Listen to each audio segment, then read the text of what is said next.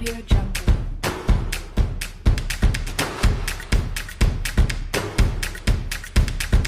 Audio Jungle.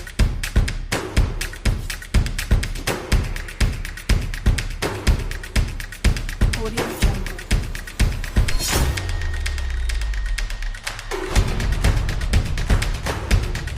Audio Jungle.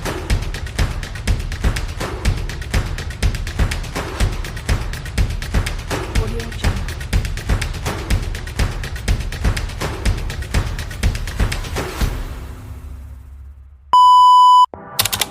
The time is 8 a.m. in the morning and this is my sourdough starter.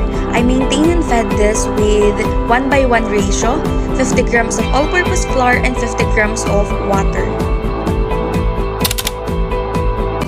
Hi everyone! So the time is 9 p.m. in the evening and now we're going to make our dough. So I have here my sourdough starter, with neneta. I already fed this kanina 8 a.m. in the morning and now we're going to make our sourdough. So I have a all-purpose flour, fine sea salt, water, and weighing scale.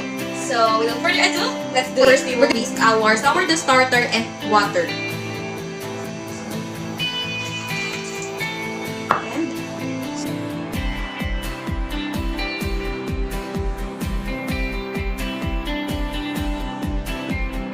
Whisking, we will now add the flour and also the salt.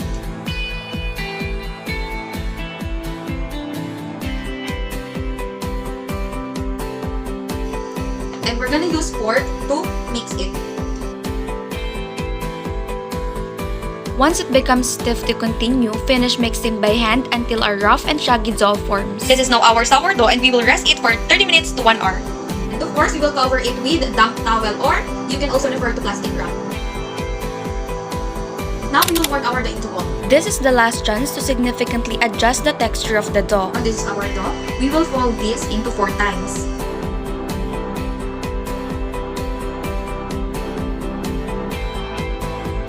And then we will rest it again for 30 minutes to 1 hour. Let's cover it with a damp towel. Right now we will fold our dough for the second time. I used to stick with one brand of all-purpose flour when I was making the sourdough starter. So at this point, if the dough feels too wet, and this can happen depending on the brand of flour you're using, add 1 tablespoon of flour after the first 30-minute rest. After folding, we will cover it with a damp towel again and we will rest it for about 10 to 12 hours. This is our dough and we rested it for about 10 hours. This technique is optional and is done during the bulk rise. To begin, about 30 minutes to 1 hour into the bulk rise, start your first stretch and fold. Grab a portion of the dough and stretch it upwards, then fold it over towards the center of the dough. Repeat until you have come full circle to complete 4 folds or 1 set.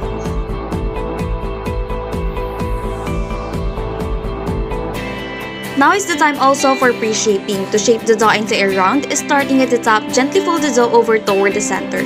Give it a turn and fold over the next section. Repeat until you have come full circle. Cover and rest for 20 to 30 minutes. Preheat the oven to 215 degrees Celsius for 20 minutes. Brush your pan with vegetable oil or you can refer to a sheet of parchment paper.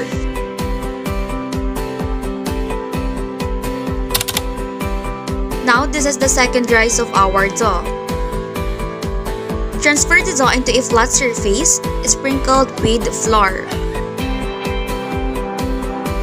After the dough has rested, shape it again following the steps a while ago. With floured hands, gently cup the dough and pull it toward you in a circular motion to tighten its shape. Sprinkle the dough with flour and smooth the surface with your hands. Use a bread lame or a small serrated knife and make quick decisive cuts using the tip of the blade.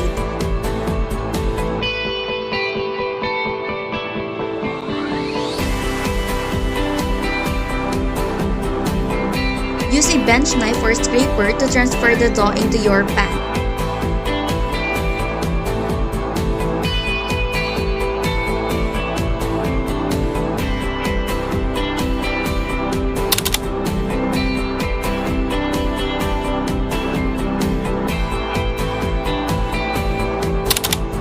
pan into the preheated oven center rack and bake the dough with lid on for 20 minutes to 215 degrees Celsius.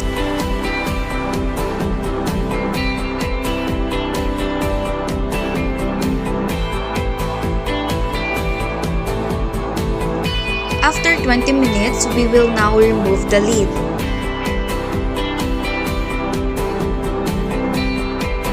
Now, bake again for an additional 30 to 35 minutes or until golden brown.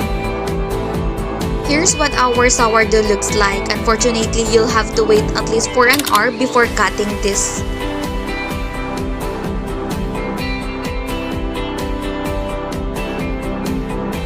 After an hour, we can now cut our sourdough bread.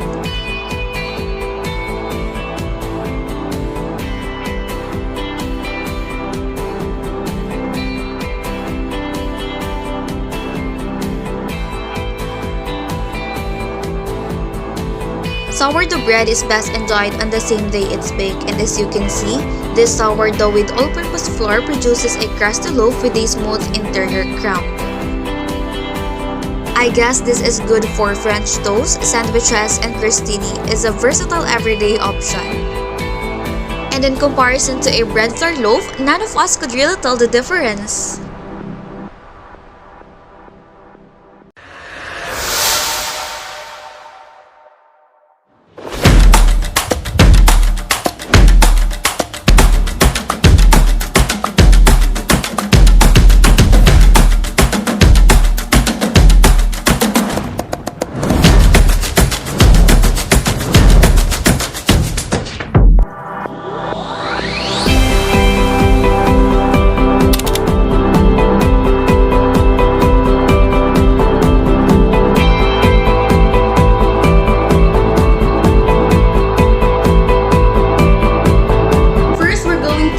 Butter in our bread.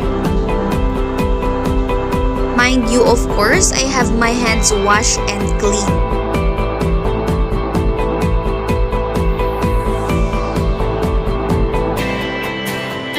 Now it's time for sprinkling ingredients. First off, our cheese. Second, the bacon.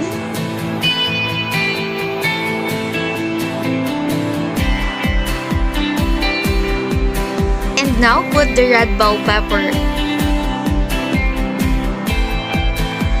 Up next, the green onions.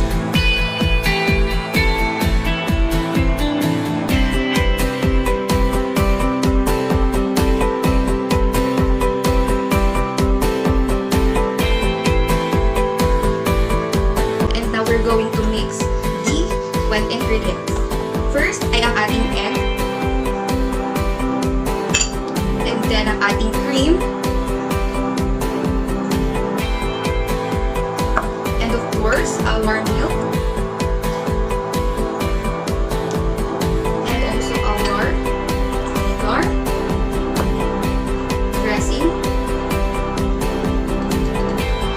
Also our pepper.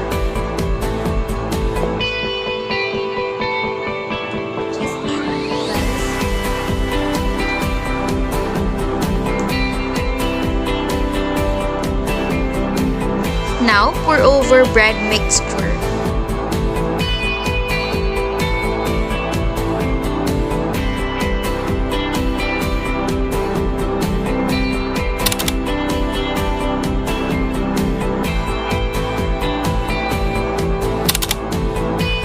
Remove from the refrigerator 30 minutes before baking.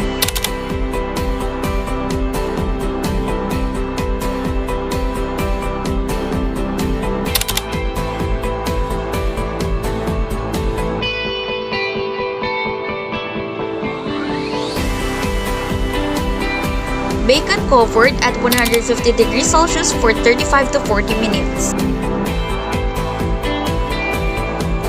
Let's stand for 5 minutes before cutting.